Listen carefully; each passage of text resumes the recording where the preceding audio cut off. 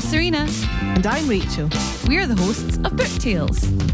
If you like reading books, Drinking cocktails, and Scottish accents, then meet your new favourite podcast. come with us as we explore different themes from romantasy to horror and everything in between. We pair each book with a bespoke cocktail and tell you everything you'll need to make one. And each week, play our fun game tailored to each book. Find Book Tales wherever you get your podcasts. So grab your book, Grab your booze for Book Tales.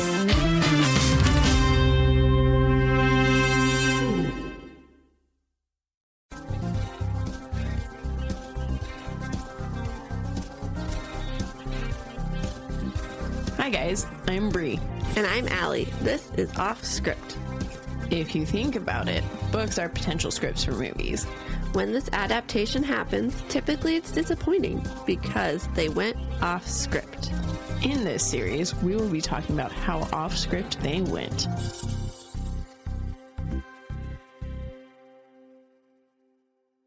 Okay, then hello. Hi. And welcome To Offscript, a podcast. where we compare books to their movies. Today, we are doing P.S. I Love You. Oh wait, but I'm Bri. I'm Alli. And we're doing P.S. I Love You. Mm-hmm. Yeah. Cool. Wait, don't we normally say it's season 8, episode 7? I don't know. I feel like we say that half and half. So yes. We'll say it this time. All right. Yeah. You got a picture? We're clearly out of it tonight. I know, it's a great one. Well, the only picture I can think of is one that I was going to save for a mini-sode. Okay, then I am out of it because I took the day off today, which is awesome. But I spent literally 6 hours straight cleaning because I'm hosting a bridal shower on Saturday. Holy shit. It's like I needed it to be clean because there's like, mud caked into the floors and everything like that. And I'm like, this is gross. I'm so tired. And so that's why my brain's kind of out of it. And That makes sense. on top of that, on Monday, so we're recording you guys on Wednesday. This coming Monday, I have to host an assembly in front of the whole school. And so I just had to send an email reminding teachers that it's happening. And that I'll put stuff in their boxes this weekend or this Friday. And I'm like, oh my gosh, that means tomorrow I have to make 460 packets. And I'm like, Oh, God. yeah, because, I've been like, I got time. And I'm like, oh, no, I don't. I don't have time. Yep, I feel that. So, my brain's just kind of all over the place right now, and I'm just tired. And I just need a week off to catch up with stuff.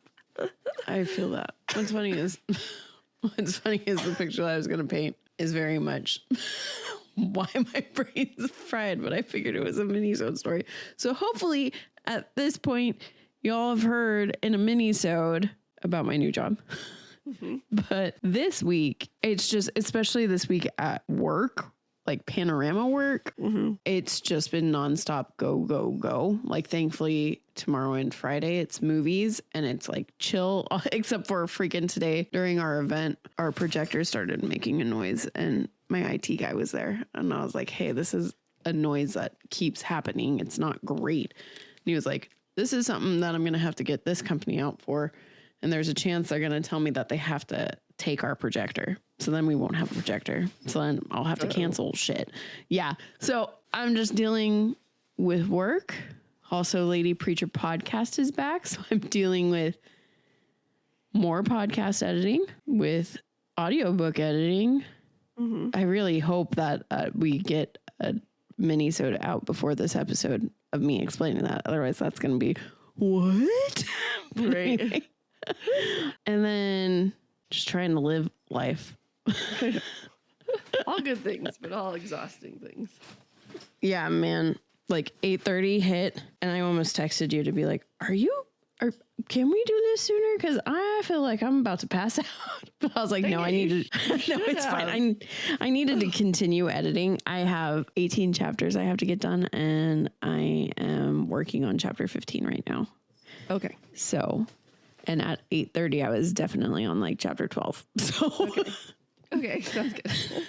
I needed to do that. But Yes. body wise, I was like, can I go to bed? Fair. All right. Well, let's see if we can make this one somewhat quick, even though I don't know how, but we'll try. Oh, there is no way that this one's going to be quick, especially since you have strong feelings about it. Yeah, I do. If you didn't, I feel like we could make it quick. I feel like my strong feelings, though, are going to be summed up in that sucked. No, I have a feeling I'll probably forget to say something and you'll jump in and be like, no, Bri, look at that. Happened like this. Yeah. Yeah. No, I was kind of pissed off watching the movie, so I don't remember it super well. So I probably won't. I know. So now my question is are you counting it as you read it first? No, because I still remember. Like, I knew the plot and everything, and yeah. Mm-hmm. Okay. But just wondering. I feel like my answer would still be the same of what it is. Okay. If I had actually rewatched it. Okay. But let us get to that. So, you guys, our trigger warning is there is a death from cancer in this story. It's the premise of the whole story. Mm-hmm. So, our synopsis is when Jerry, the husband of Holly Kennedy, dies from an illness, she loses the love of her life. Knowing how hard Holly will take his death, Jerry plans ahead. Beginning on her 30th birthday, for the movie. Okay. She receives the first in a series of letters written by him designed to erase her grief and encourage her to move forward into a new life. Mm-hmm. Okay. Author Cecelia Ahern. Whoa. Cecelia? Yep. Cecelia Ahern.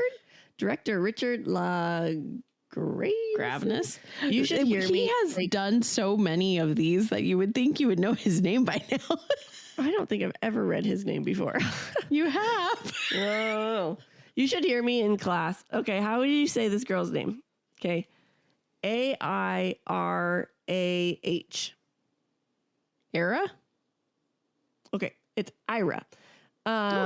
Every time I sub in that class, she's like telling me I'm saying it wrong. And I'm like, what do you mean? And so it's like a joke now. So when I say it right, she's like, you said my name right. And I was like, yay. And then there's a kid in Riley's class who, oh my gosh. So, I'm a long-term sub in that class and I get his name wrong every time. And he has a twin now in that class and they're identical. And I'm like, so now I'm going to get your name wrong and then call you your brother's name, or I'm going to fix you up. But no, you should hear me say, like, when I call roll and stuff, I'm like, the kids are like, can you freaking read? Like, what the heck is wrong with you? Are you a teacher? Do you need to go back to school? Oh, I'm like, you guys, I can read. I just can't do names. Names are just, I give up on names, you guys. Oh my gosh. All right. Well, the director also wrote it and so did Steven Rogers. So Captain America made this suck. So great job. Yep. All right. So the book came out in 2003 and the movie came out December 21st, 2007. That's 4-year difference. Oh, wow. That's actually a shorter time frame than I thought it was. I agree. What'd you do first? I watched it first forever ago. Mm-hmm. I also watched it first forever ago. Actually, this was funny enough. There's this one particular fight that I remember really well that Cameron and I had when we were dating and involved this movie. Actually, what?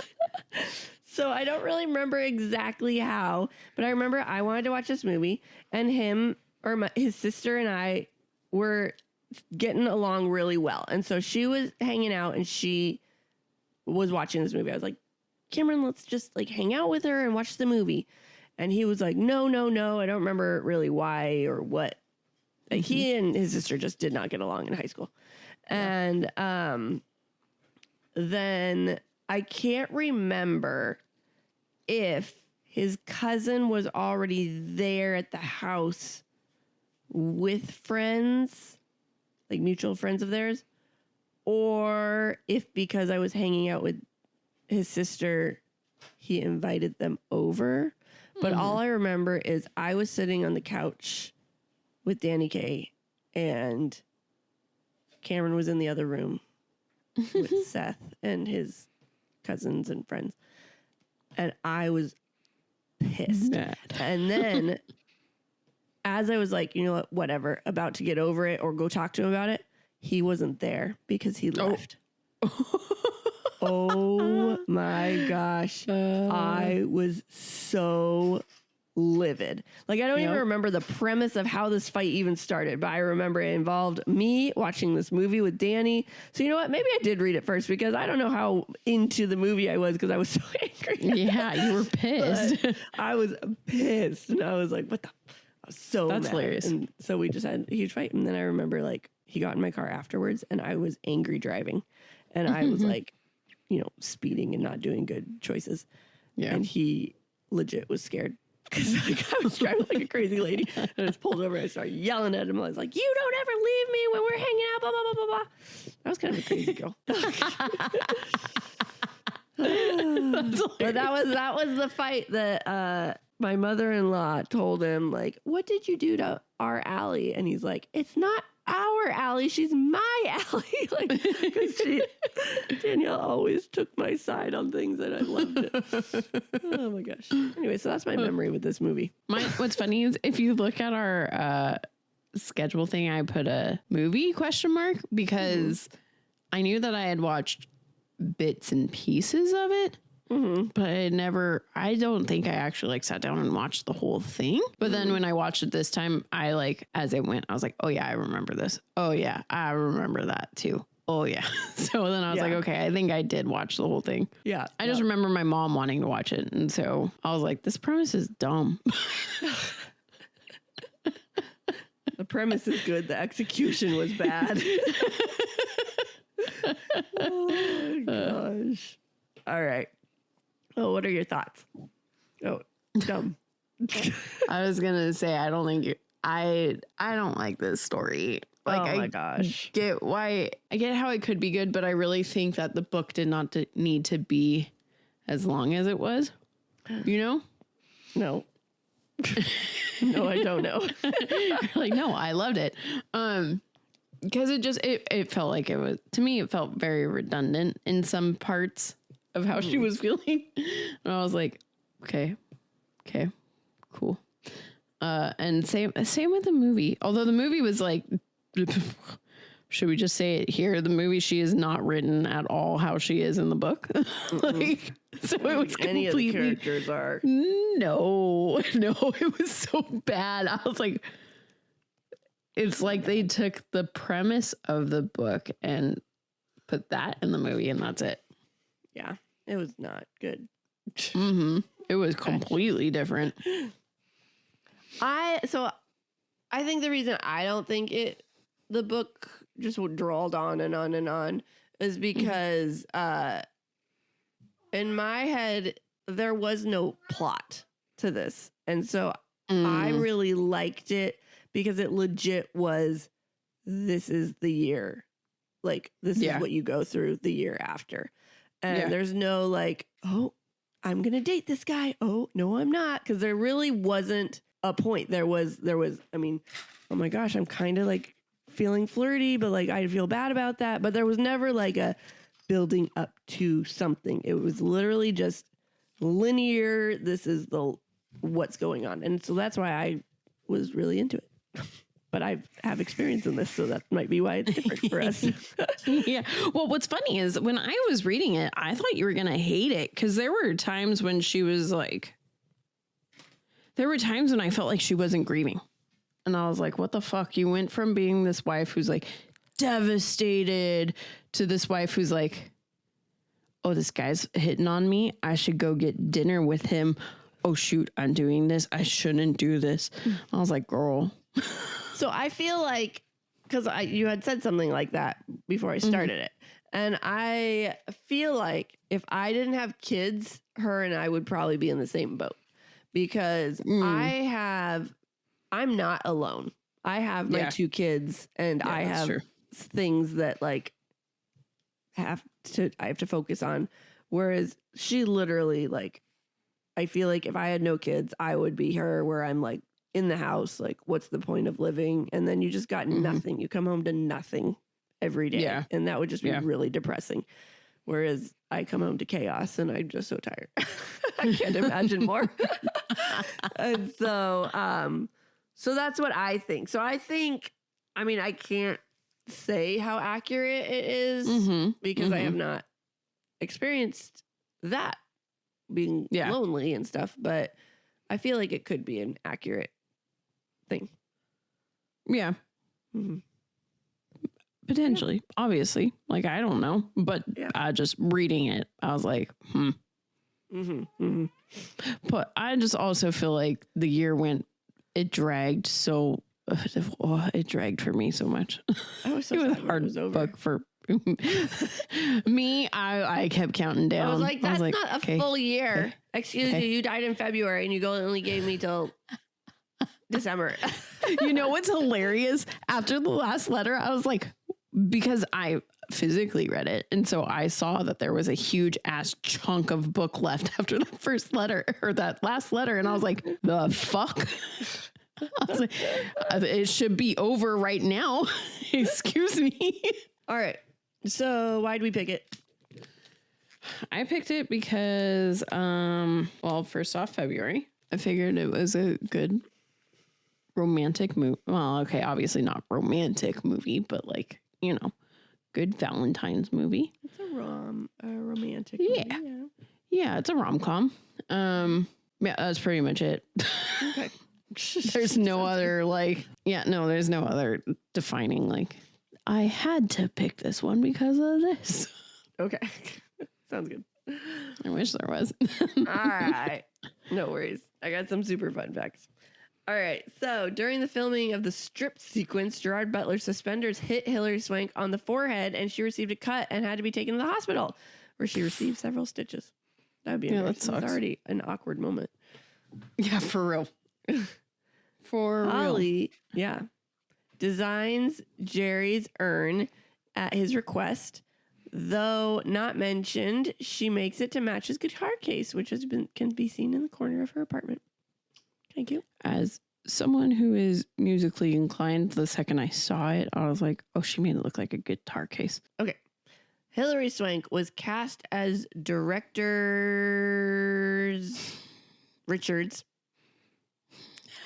Wait, was cast as director who just wanted audiences. That's worded really weird. So basically, she was cast because the director wanted audience to see her in a lighter side. And I'm like, this is not a light movie. I thought that was the stupidest. Well, it's because, have you seen Freedom Writers? I love that movie. That is a very, like, super serious role that she's in. Oh. And so I wouldn't say this movie's lighter in, like, subject matter, but her character is very much more lighter than Freedom Writers. Okay. Mm-hmm. So Hillary's official. I feel like you would love Freedom Writers. Okay. It's one of those stories about, like, teacher goes into a class. The class is a group full of dipshits. Who's the main? Oh, wait, you absolutely have seen it because I think it's Patrick Dempsey who's her love interest in that. Now I'm feeling like I'm insane. Hold on. Yep, Patrick Dempsey's in it. Did we watch this at school? I don't think I did. I again watched it with my mom. So Hillary's official drink of choice was Diet Coke, and a bottle had to be digitally removed because she left it on set. Yeah, Coke would not be happy. Not a lot of fun facts for this movie, you guys. And then production had to be stopped because Hillary attended an eye injury. She got butter in her eye due to a freak corn. What fact? What is that? I'm like, did you idea. Like, is it like popcorn? Did they, what? Freak corn? Freak corn accident. Oh, maybe a freak corn accident. Maybe that was real corn. That's what I'm assuming. But in my head, I think it's corn on the cob. Well, yeah. Probably. Maybe. Yeah. Due to this, that's what I'm assuming. as a buttery eye, winky blinky. Poor girl. She had so many injuries on this movie. All right. Anyways, that's it. That's all I got for this one. Mm-hmm. And we should start with me because in the movie, we actually get like Holly and Jerry before Jerry dies. And like they sit there and they're having an argument over children, which was also stupid because in the book, they were on the same page about children, whereas in the movie, they were not on the same page about children. And it got brought up at a dinner with Holly's mom. And so she was like, what the hell? Why are you talking about kids in front of my mom? This is ridiculous. Because now she's going to be like, when am I getting a grandkid? Blah, blah, blah. And then Holly also just has absolutely no idea what she wants in essentially life, whereas that's really not how she is in the book. And then Holly's parents, we also find out in this whole fight argument scene that Holly's parent, her mom, doesn't like Jerry in the slightest. So stupid. And now you can go on, Allie. So book kicks off. Holly loses her husband to a brain tumor. She's at the place in her life where she's just like, or in her grief, where she's just lying on the couch all the time. Her mom's encouraging like her to get out, come on. And hey, at least come over here. We have an envelope on it. And it says the list. And this kind of shakes her back to a memory of her and her husband. And they always joke around and are like saying to put stuff on the list. For example, there's this memory of them arguing about who was going to turn out the light because they always forget to turn it off when they get in bed. And so that put it on the list. So Jerry does end up dying. But then we actually get to see Jerry's funeral where we see that Holly designed his urn, which I guess because we don't see his funeral, who's to say she didn't in the book either? Yep, I guess so. Yeah, maybe. And there's a bartender there named Daniel when Daniel's not even supposed to be really a thing until way later in the book. Mm-hmm. And Holly's sister, who was just in Australia, shows up for the funeral. I was like, I'm so happy to be here. Whereas that does not happen in the book. Mm-hmm. And you also find out at the funeral that Jerry wrote to the sister and said that you need to get to the funeral. Yeah, which is so stupid. Because basically in the movie, you find out that Jerry wrote to a bunch of other family members too, or friends, letters as well, not just Holly. Whereas in the book, he strictly did it to his wife because that's all the freaking energy he had. Duh. And basically right at her husband's funeral, Daniel's flirting with her already. God, I hated him in the movie. Yeah, he was horrible in the movie. I did not like him in the movie. Mm-hmm. And Denise is hitting on every single person at the funeral. She was funny though. Yeah, she was. She had her saying like 3 questions for everybody. Do you have a job? Are you single? Are you gay? Yep. And then also, essentially, Holly's mom owns the freaking bar where she ends up having Jerry's funeral. Yeah. Which is fucking weird. And her parents, yeah, it's just her mom, whereas in the book, she has very loving parents that loved Jerry, both massive mom and dad. Family. She's a family, yeah. It's like only her and Kira in the movie. Yeah. Where she's got 3 brothers as well in the book. But yeah, now you can go on. Okay, so her friend Sharon came over and kind of like kicked her back in gear, and Holly went and took a shower, but she got lost in a daydream, which gave Sharon time to clean the house. And then they were hanging out and just talking, and she ended up feeling better because she wasn't all alone. And the next day she went down to her hairdresser, and he fixed her up, and they had a good time chatting. And then she went to her mom's and they talked for a while, and finally she got the confidence and asked for the envelope. That does not happen. She got the envelope, and the envelope was filled with smaller envelopes, and each envelope had a month on it. And there was a note from Jerry, and it said that she is not allowed to open them until that month. And so it was already April because she had been, woe is me for forever. And not really woe is me. She's been grieving forever for a whole month already. So she opened March's and it says, save yourself the trouble and buy a bedside lamp. P.S. I love you. So in the movie, the letters don't get... I thought he was so smart delivering those letters to her parents' house, knowing that she would be so deep in grief that she probably wouldn't have checked the mail for the letters. I was like, that was a good call. So smart. In the movie, he has a cake delivered on her 30th birthday with a little voice recording of him and is like, keep an eye out for the letters. Can we just talk about how this means? Well, no, never mind. I guess not. Well, Yeah, do it. I was going to say, this means he'd have to tell the cake company, here's this recording, put it in the box. Yeah. But then I remember no, because He talked to the mom. Yeah. But I like that she's in charge of it. So it gives her the opportunity to, one, look forward to the, first of every month.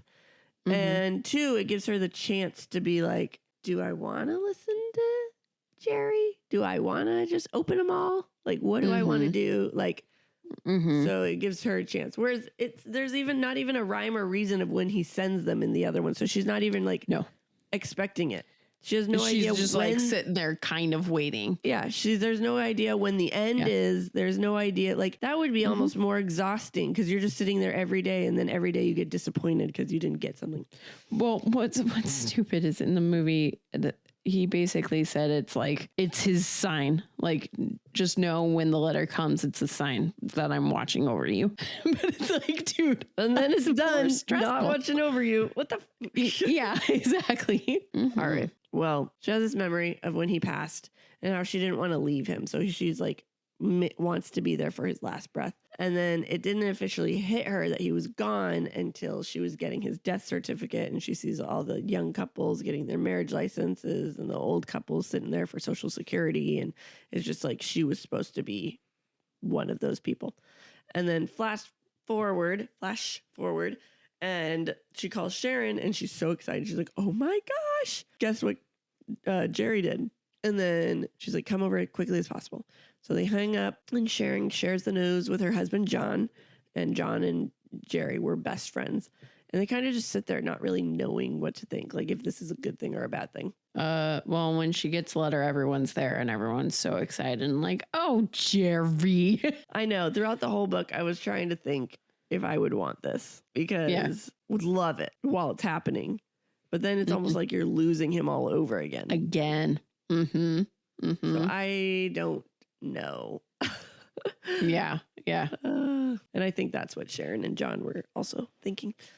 So, yeah. Well, I also think too, he knew his wife. I think he knew that she would need that push to start living without him. That makes sense. So it probably works for her, but it probably would not for others. Exactly. Okay. So in the book, she went to Sharon and John and they eventually got excited too. They discovered that there's 10 envelopes, which is one for every month of the year that's left. And Sharon said, you haven't opened April yet, and it's already April. So she opened it, and it told her to buy a nice dress because she's going to need it for next month. This was also based on a memory that she had earlier where she had bought this really nice white dress. And at first, Jerry was frustrated because it cost too much, but then he's like, whatever. But then she spills wine on it, and they came up with this inside joke that if only she had gotten milk, it wouldn't have shown because it was a white dress. I forgot to also mention the whole entire book takes place in Ireland. Oh, yes. Whereas in the movie, it's definitely America. And she took Jerry away from Ireland. Yes. And that's why his parents hate her. Yes. But the rest of that does not happen. You're right. Yep. So Holly got a phone call from Kira, who was her sister, and she came home from Australia. And they're having a family get-together. And Holly was not looking forward to it because her family get-togethers generally were not great because none of the family really got along very well. But they all got together and it ended up being okay. They have an older brother, Richard, and his wife punished their Holly's niece and nephews like more than she thought that they should. Like they were very strict. And then her next oldest brother is Jack, and they're basically best friends. And then she has a younger brother, Declan, who's super into film and band. Hilarious. You say Declan? Yeah. I say Declan. Oh, the audiobook reader also said Declan. Oh. And she was a Wonder if cute little that's Irish girl. I was just going to say, I wonder if that's the Irish way to say it. I've never heard Declan before, even in American. I've heard Declan in American too. Really? I've heard Declan. I've never heard Declan before. I've known Declans before. I have not. That's funny. Except for now, we've just said it so many times that it doesn't sound like a word to me now. I know. I'm like, we're both wrong. That's a made up word. Looks like it. Anyway, so Kira is like this wild girl that does all these crazy things. Like she gets a tattoo every time she goes to a new place and all this sort of stuff. And so Holly's birthday was brought up and she's like, I'm not doing anything. I don't want to do anything. That does not happen. Holly went to get her hair done and her hairdresser, Leo, surprised her with cake for her birthday. And a bunch of her friends and sisters came over, and Declan, who was making a movie of like this for his film class on pub life or party girls or something like that. So they toasted Holly and gave presents, and Kira gave her a vibrator. She was so excited to give it to her. And someone else gave her like a weekend away. Another gave them a picture of all of them together, and they drank a bunch, and then they went out and tried to get in a pub, which only allowed like famous people or really like high class up there people. And then they blacked out. So they don't really know what happened. But they woke up the next afternoon and felt horrible. Welcome to 30. Mm-hmm. What's hilarious is I always thought it was made up that alcohol hit differently at like different ages. Alcohol hit me differently at 25 and then even worse at 30. Yep. I was like, the hell is this? I hate it. It's the worst. Yup. But in the movie, they do at least go to that club and pretend that Holly's a Finnish princess to get in. But then they end up at Holly's mom's bar where she pukes on Daniel in a closet. And you also then find out that Daniel's ex left him for a woman in the movie. Oh, yeah. And the woman she left him for was also one of his ex-fiancés.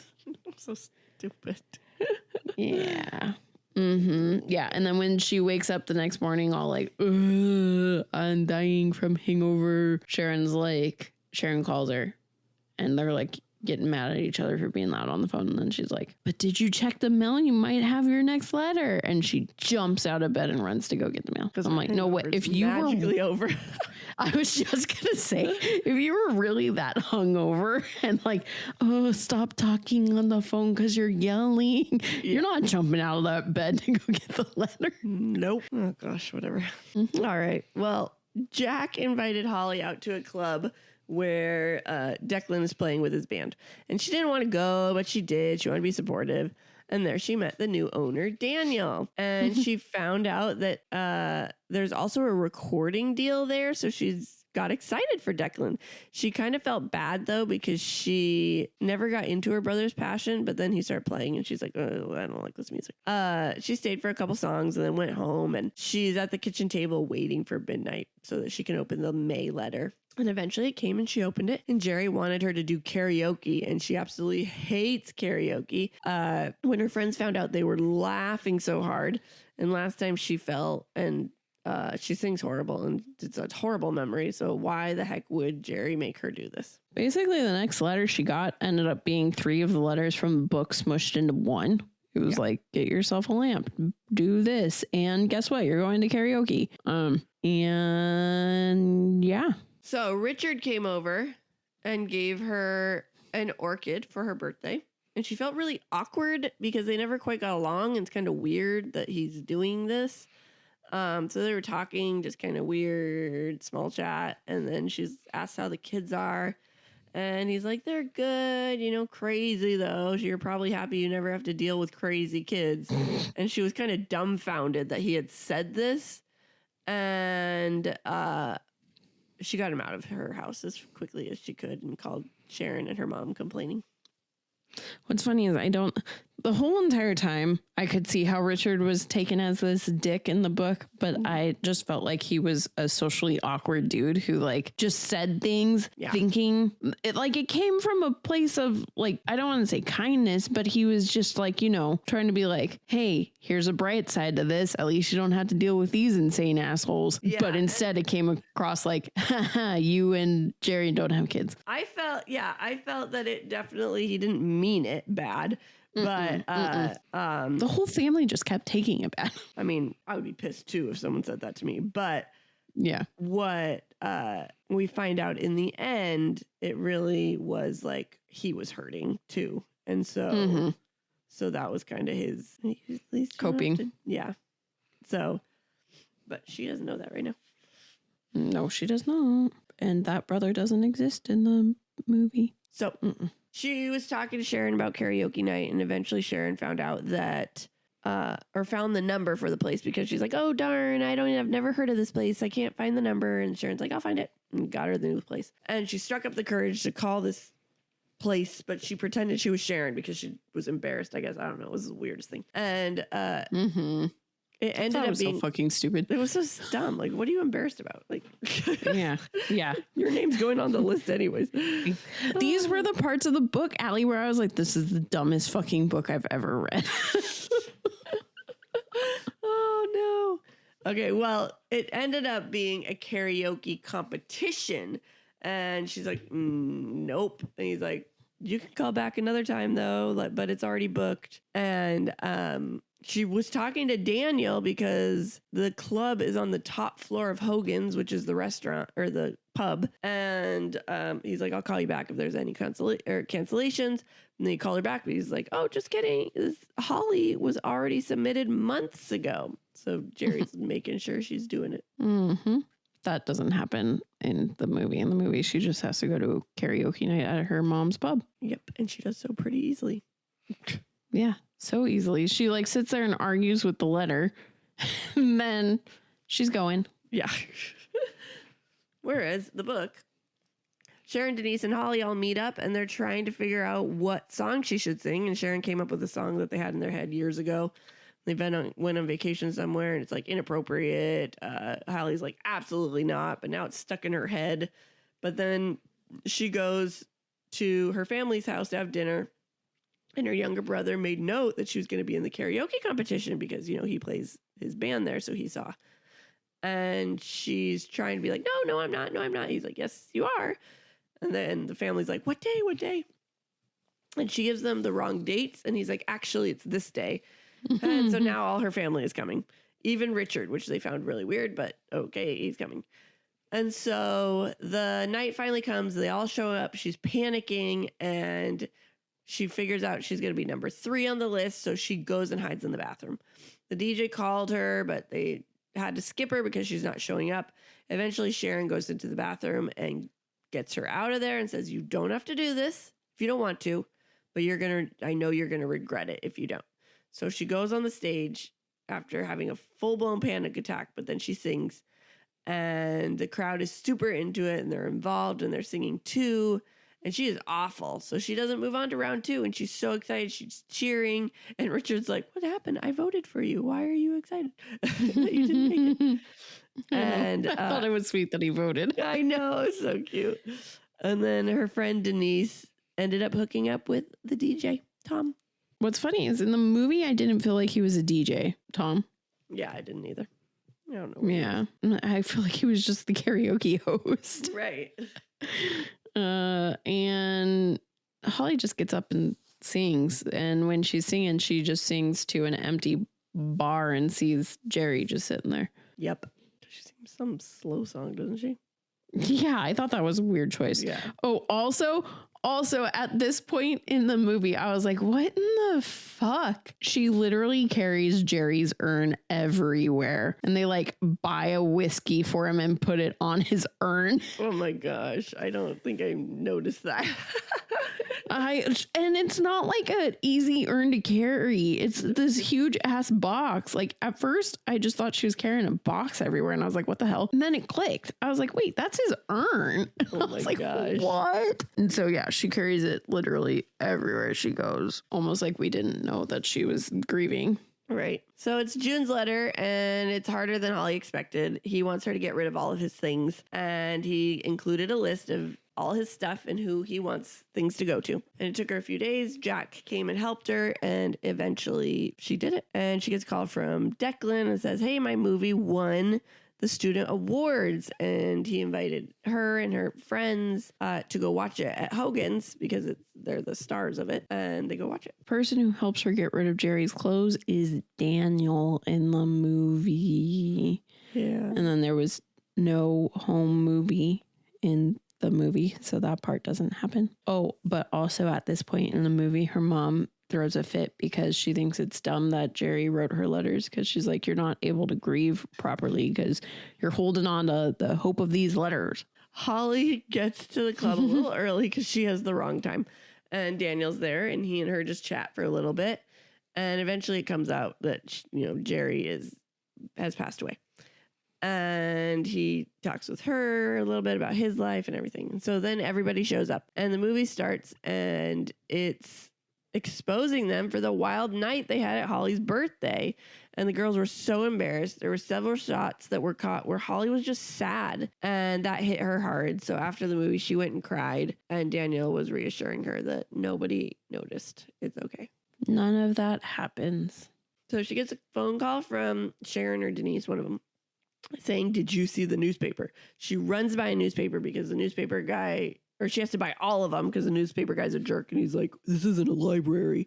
So she doesn't know which newspaper it's in. So she buys all these newspapers and then she sees the candy. So she's kind of like, I want some candy too. And so then but he doesn't give her a bag. And then she's like, can I have a bag? And it's like this whole jumble.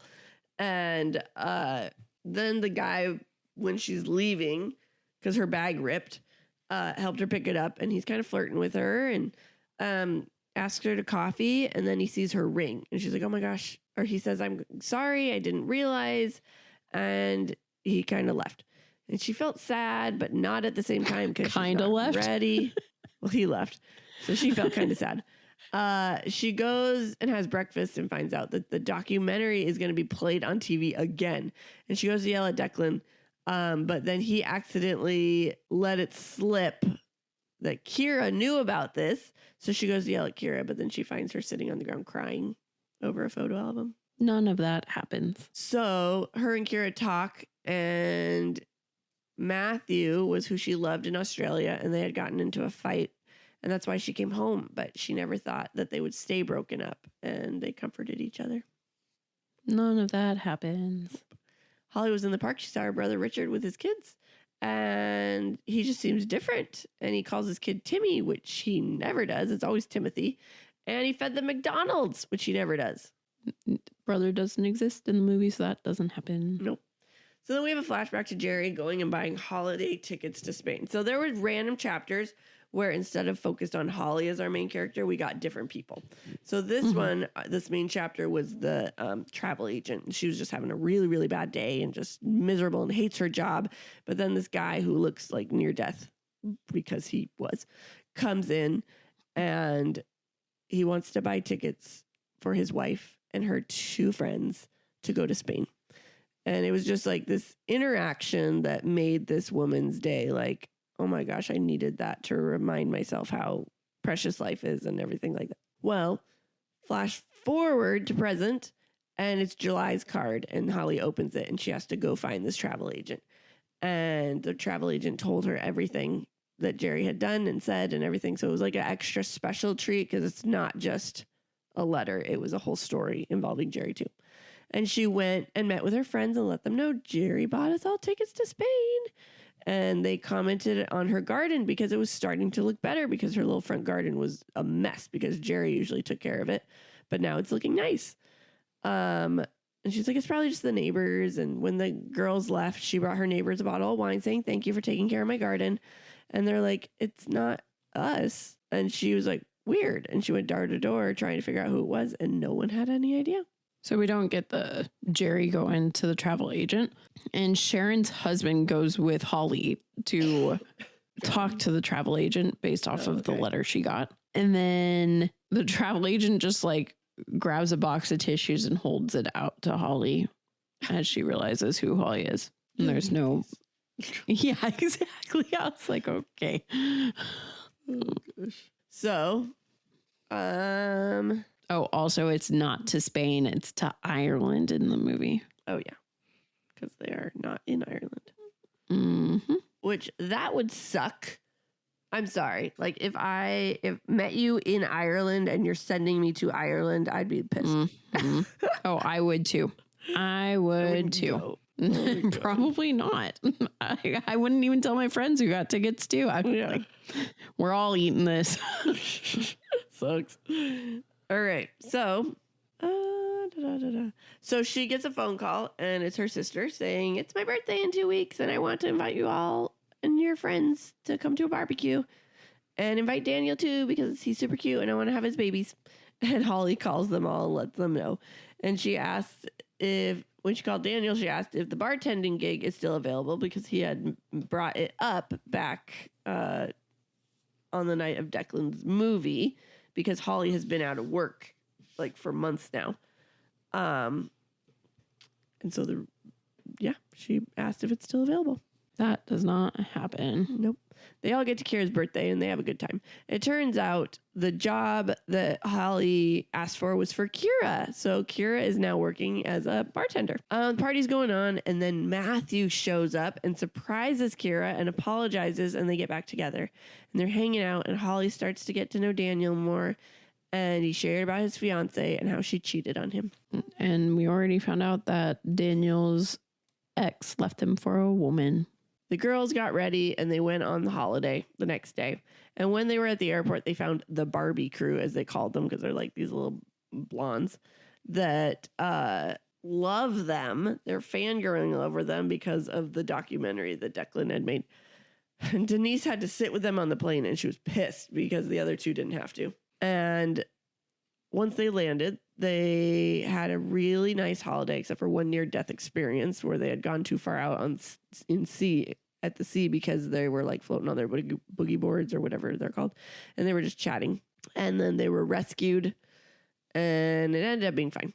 And then Holly opened another letter from Jerry, and it was word of a secret spot where she could see dolphins. So she went and watched the dolphins one night, and then they returned home. So in the movie, before her trip to Ireland, Holly has a whole conversation with her mom, who is like, she basically has a conversation about like, you have to realize that I know what you're going through, just not in the sense that my husband died, but your father left me. So I get it. And it's hard to hold on to hope. It's better to just move on with your life. And Holly's like, nah, Ma, I'm going to Ireland. I don't care. So then they get to their cabin in Ireland, and when they get there, Jerry writes Sharon a letter. There's a letter waiting there for Sharon.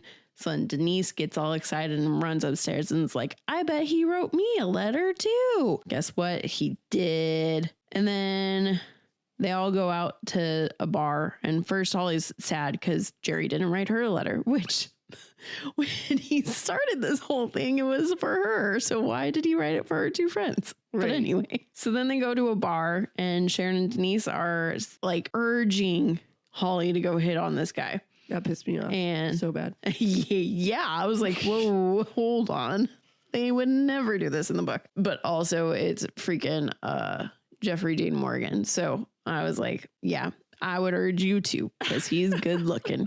Go get him, girl. So she goes and she talks to him at the bar, and he's like been singing for everyone. And so then she has like a flashback of Jerry. So then she leaves all sad. But then the next day the girls go fishing. This is where they get stranded at sea, but really they're on the lake because they end up losing their oars. And they were like, okay, one of us should just swim to shore and get help. And I'm like, or swim 5 feet over and get your oar. I'm like, That's all I was thinking too. I was like, you guys are not stranded. What the fuck? But this is where Sharon gets to tell them that she's pregnant and Denise gets to tell them that she's engaged. And so this all happens on their trip.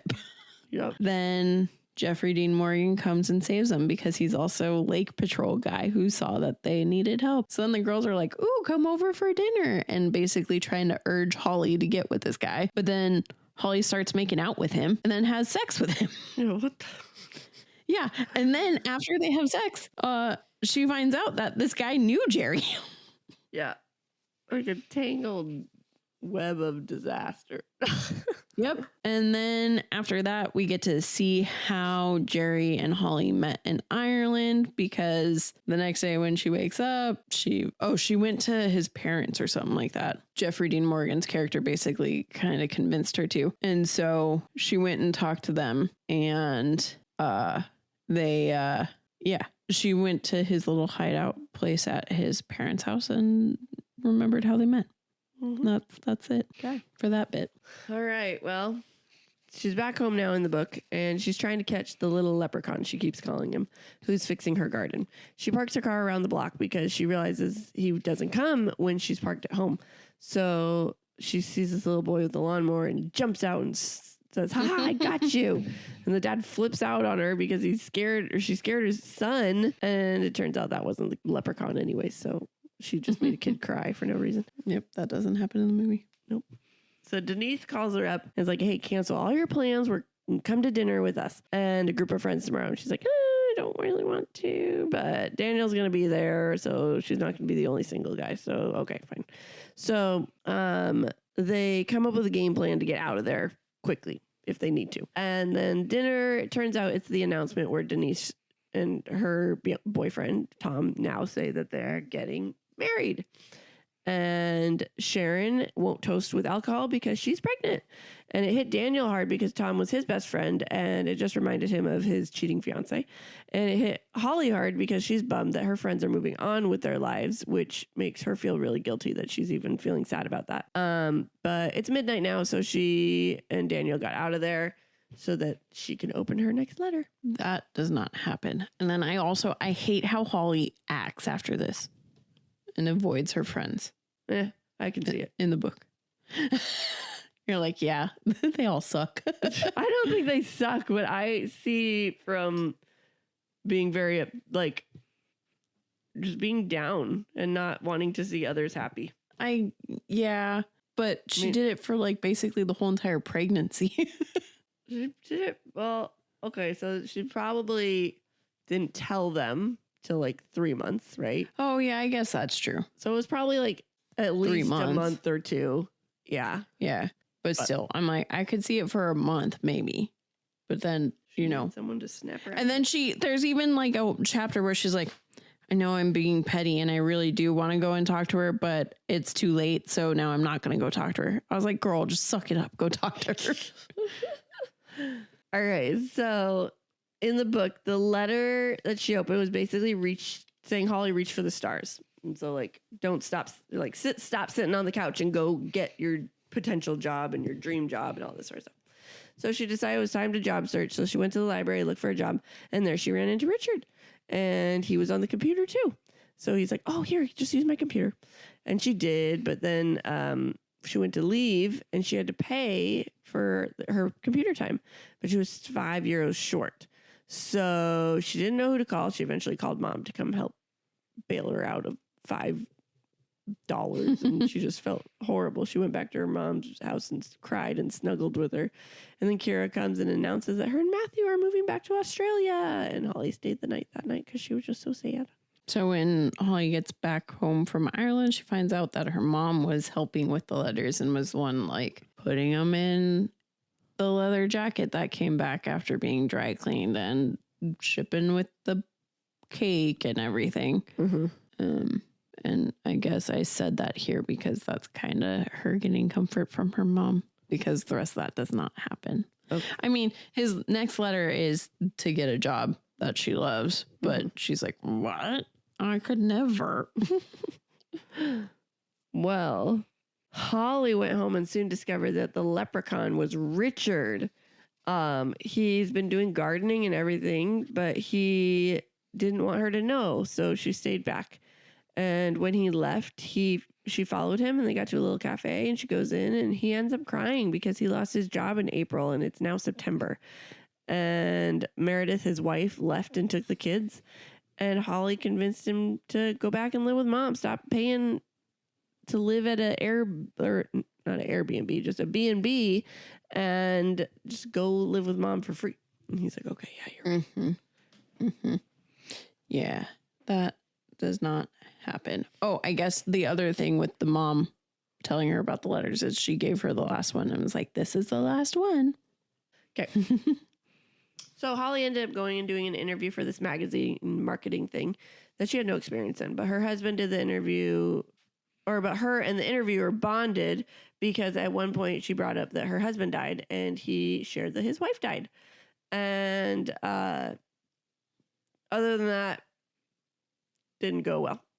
And she went to Hogan's and ran into Daniel and Kira. And Kira got demoted because she made bad choices and she got angry at a customer and dumped a drink on him. That's amazing. I love that she did that. Essentially, her passion in the movie is designing shoes. I think that's so dumb. I agree. Well, after she went home, John came over and was there because Sharon and Holly have not talked since the dinner when they announced that they were pregnant. They talked for a while how Holly needs to just keep living life.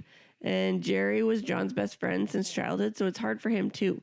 And Holly realized how she's been acting and went to the hospital with John, and which Sharon was there for a checkup, and they were reunited as best friends. And she got home and found a message on the answering machine that she got the job. What's funny is in the movie, it's Denise who she really fucked up the friendship with. Like, she was supposed to be maid of honor, but then she stopped talking to her and just like ignored her.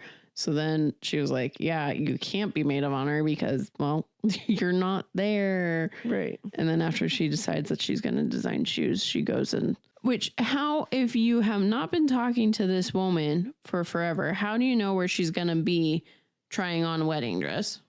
And also, why is she only there by herself if she's also got other bridesmaids and stuff? Right. And then she's like, I want to design your shoes.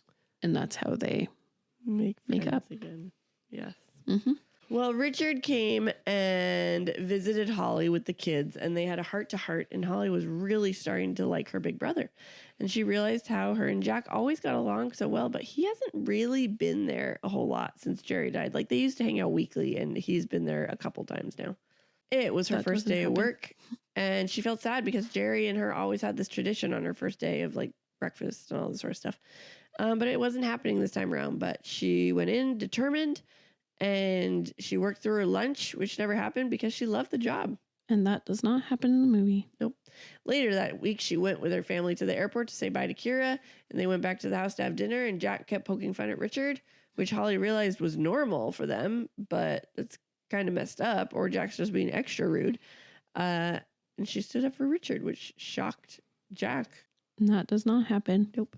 Holly was really into her job and decided to see if Hogan's wanted to do an ad in the magazine. She called Daniel and he said, yeah, even let her know about an open house or grand reopening thing that they're doing. And she talked to her boss, and her boss is like, that's great. I want you to do it and cover it and write an article for me.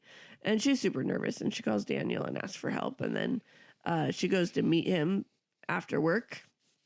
But then she starts feeling guilty because she's overthinking of, is this a date or not? Basically, the whole movie is this a date or not with Holly and Daniel? Yeah.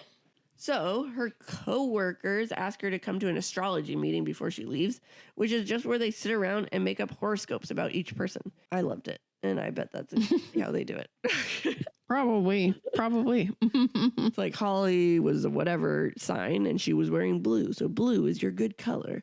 Holly, what's your birthday? Oh, the 11th? Okay, 11 is your lucky number. So eventually she got out of there and met up with Daniel, and they went to an Italian restaurant because he was really hungry. So now she's really like, oh my gosh, is this a date or not? And they ran into Jerry's parents, who were extremely rude to Daniel. That does not happen. She went and opened Gary's second to last letter, and it was sunflowers and sunflower seeds.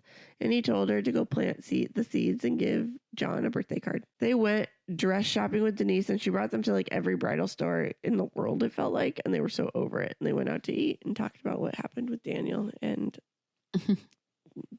Jerry's parents. None of that happened apart from the dress shopping, but also, like I said, it was just Denise by her lonesome. A couple days later, the grand opening of Hogan's. It was like a beach theme, so they had sand and everything. They went all out. They're having a good time, and Alice went with them, and she's the receptionist for the magazine. And Holly wrote the article and then had Alice fine-tune it, but Alice ended up rewriting the whole thing because Holly does not know how to write at all. And Holly turned it in, and Chris, her boss, loved it. And it seemed like she took credit for it, and Alice was pissed. And this did not happen. Nope. We are with Denise at her work, and she gets arrested, and it turns out it was her hen party, aka bachelorette party, and they went away for the weekend, and Holly just really wasn't having it. She clearly didn't even try from Denise's point of view, and Holly went back down to the bar and chatted with the barman, Charlie, at like 5 a.m. because she was really needing some water, and she's talking with Charlie about how much she missed her husband, but he assumed it was just for the weekend. And then this fiance of the hotel's daughter, so the owner of the hotel's daughter is there with her friends and fiance. And the fiance comes over and tries and kisses Holly. Then the hotel's daughter sees this and smacks him. And Holly just goes to her room. And she vents to Sharon about all of this. And Sharon gasps because the baby kicked. And it's a boy. And they're naming him Jerry. And that does not happen in the movie. Nope. Holly was back at work, and she was looking through magazine for November. It's its first edition, and she was really proud of it. And Alice is still upset because she was jealous that Holly got the credit for it because she's been wanting to be a writer there for years, years now. And finally, Holly made her look at it. And it was this whole page called Alice in Wonderland. And the article was credited to her, and Chris promoted her and gave her her own page in the magazine where she would get to find fun little areas and write about them. That does not happen in the movie. Nope. Denise calls, and turns out she was inviting her to a Christmas ball and that they go to every year. But Holly came up with the reason, I have to work, I can't go, to get out of it. And she didn't want to go because it was something her and Jerry would do every year together. But then Denise called BS. Oh, it's Luna. Okay. I thought Riley was going to freak me out again. Okay. Then Denise called her BS, and they got into a fight on the phone.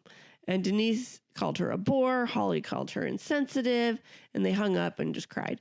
Chris came in and told a story about when his wife had died. Before his wife died, they always went to botanical gardens together every Sunday. And he could not go there after she had died. But a few months ago, he did. And it was really hard at first, but now he goes every Sunday again. And he told Holly, you know what? Sometimes we just got to face hard things, but it's worth it. So Holly went to Hogan's and spoke to Daniel, see if he was going. And then she went back to the office and had their fashion guy get her a cute dress. And Chris looked at the picture of him and his wife at the botanical gardens and smiled and said, okay, if Holly can do it, I can do it too. And he vowed to go back one day because he was lying to her. Just sure through. That was so cute. That's fucking hilarious. I didn't catch that. Really? I didn't know that. I thought it was so cute. That's hilarious. Yeah, that part does not happen in the movie. Nope. So the day after her fight with Denise, she opens November's letter, and it's from Jerry, and it told her to go to the ball. So he, even if Chris didn't make up her mind, Jerry did.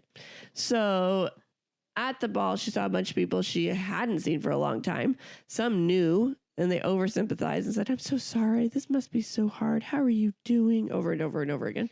And then there were other people that didn't know, so she had to break the news to them, and it got real awkward.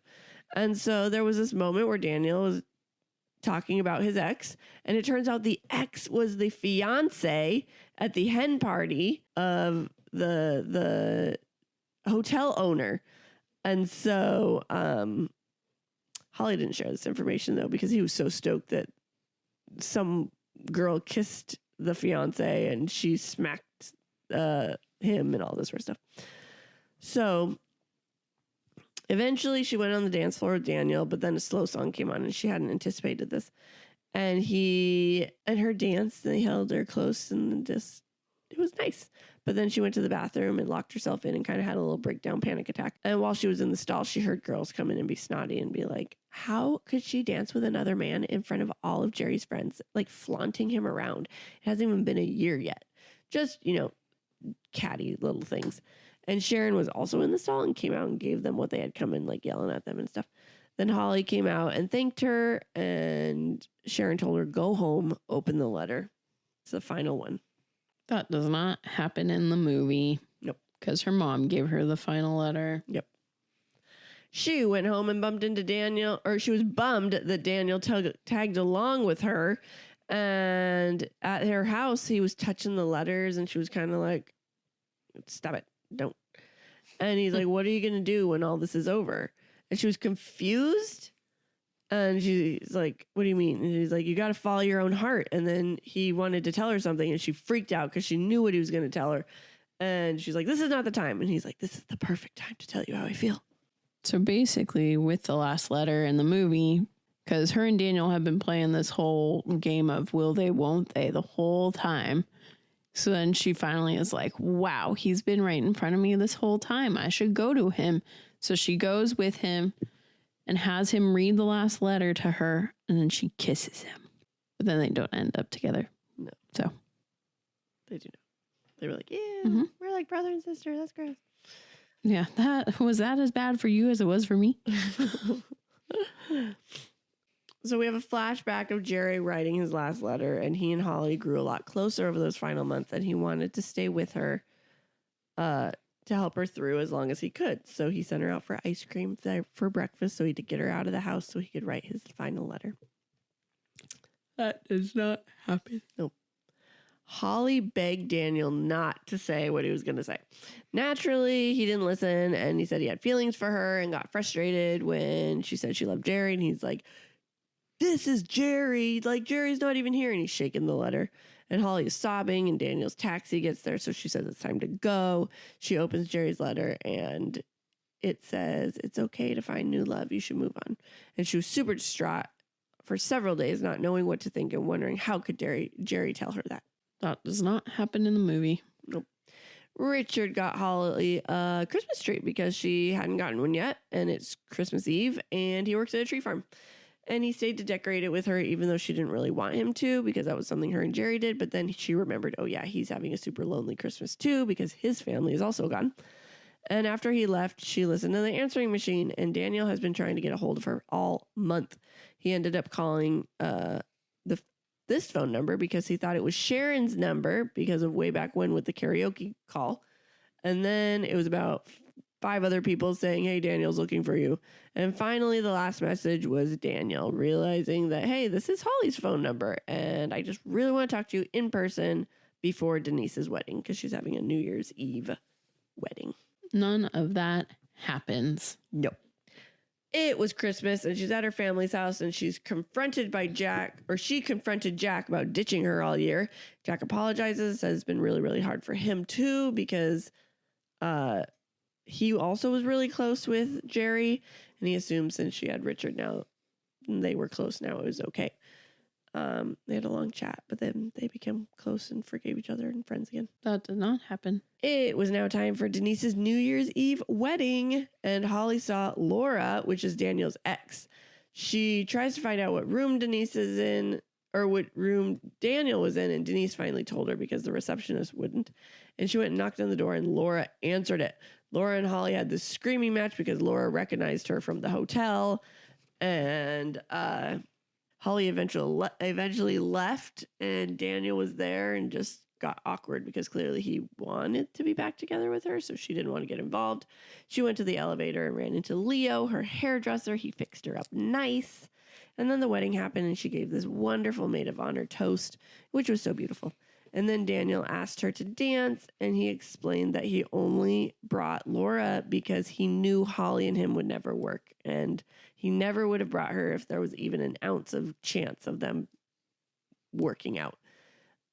He went home for Christmas, and they rekindled their love.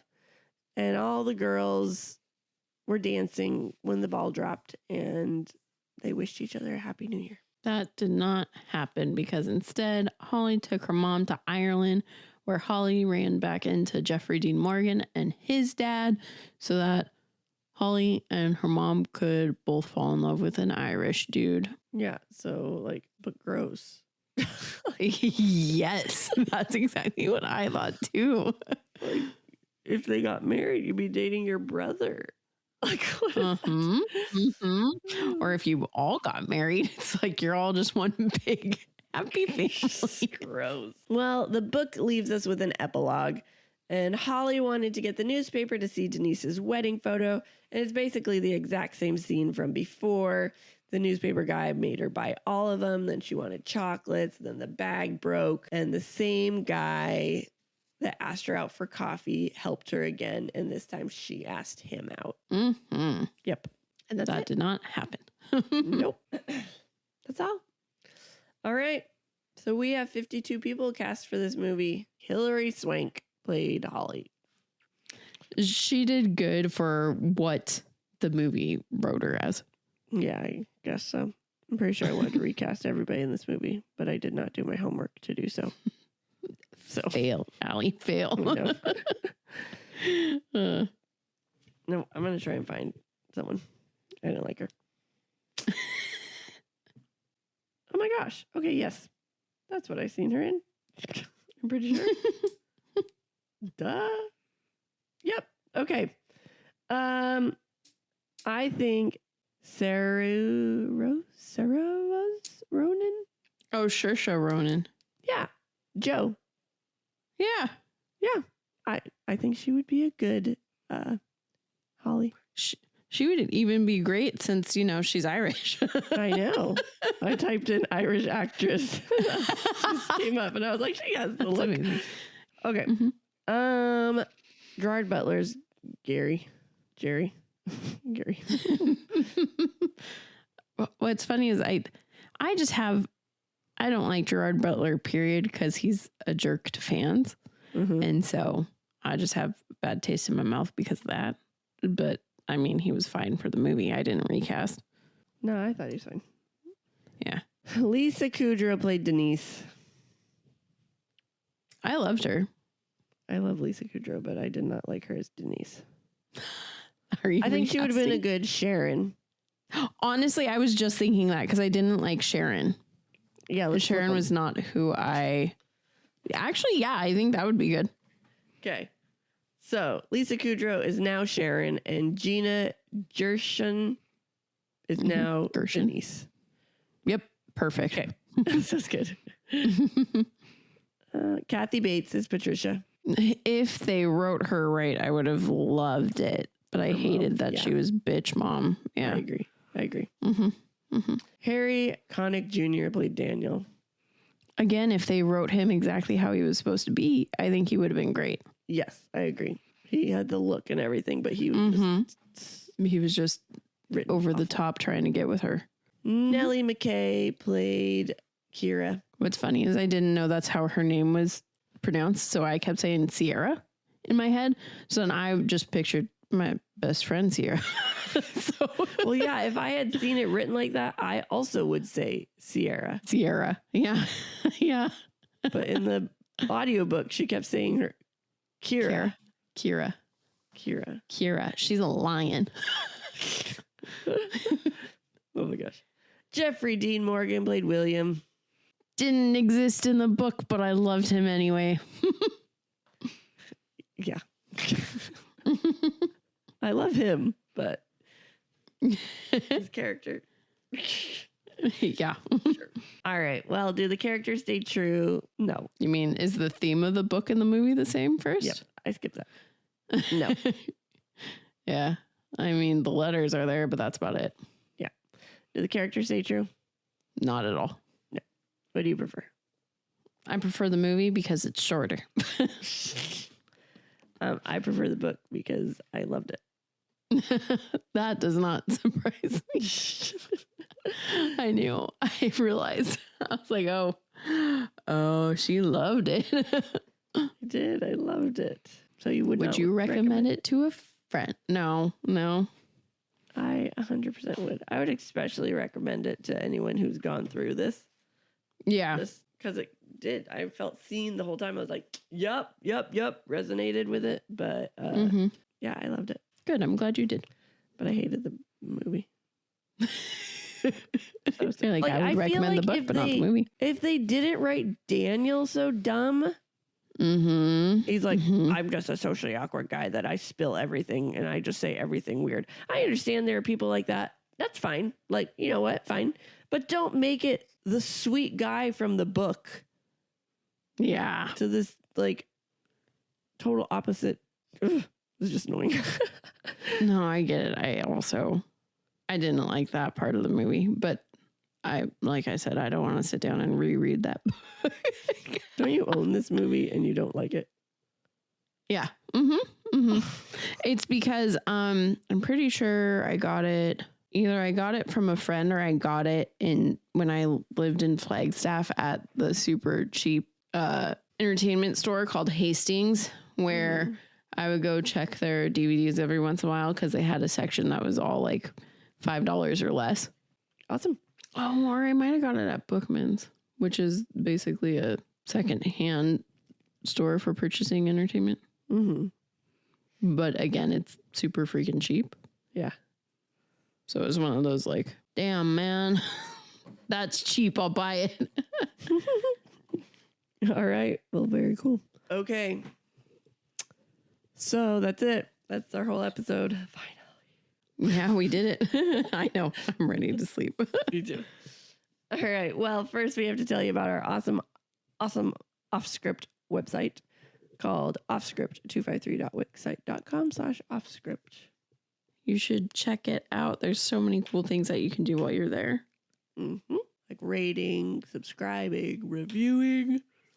That is the best way to support us if you like us.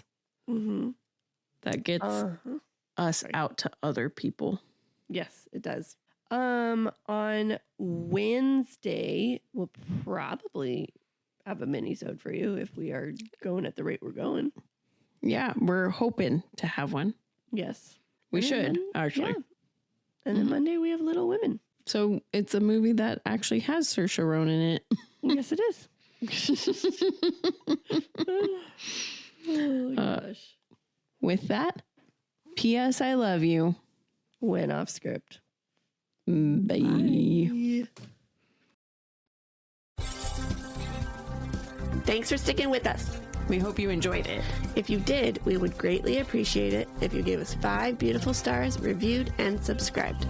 You can also follow us on Facebook at Offscript, on Instagram at Offscript Podcast 21, and on TikTok at Offscript_pod. Shout outs to Madame Shen Creations for our adorable logo art. And Adam Daniel for our incredible theme song. And to Creative Cinephile Productions for producing our podcast. See you next time.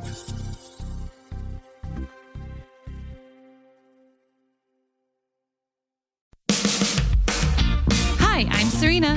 And I'm Rachel. We're the hosts of Book Tales.